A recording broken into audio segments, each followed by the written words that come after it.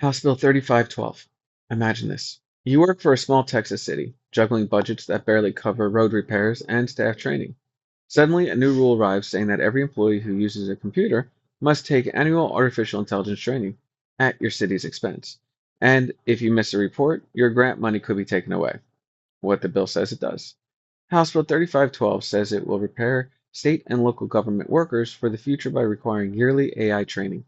It promises to make sure public employees understand how to use new technology responsibly. What it actually does? It gives the Department of Information Resources, DIR, full control to decide which AI training programs are approved and requires all governments to use only those.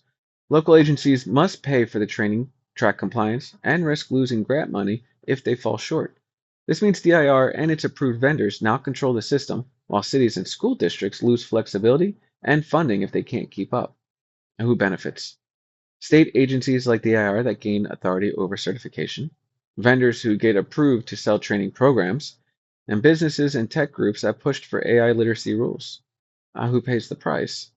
Local governments that have to pay for compliance without extra funding, and taxpayers in small towns whose grants can be clawed back for minor errors, independent trainers who can't break into the approved vendor list. Why this matters. This may sound like progress, but it creates a permanent cost for local governments with no permanent funding. Every dollar spent on compliance is a dollar not spent on roads, schools, or public safety. It's a well meaning idea that quietly shifts money and control upwards, leaving small communities at risk when they fall behind. Questions you can ask your lawmakers. How will small towns and rural districts afford annual AI training without extra funding? Why tie grant eligibility to a compliance checklist instead of offering technical support?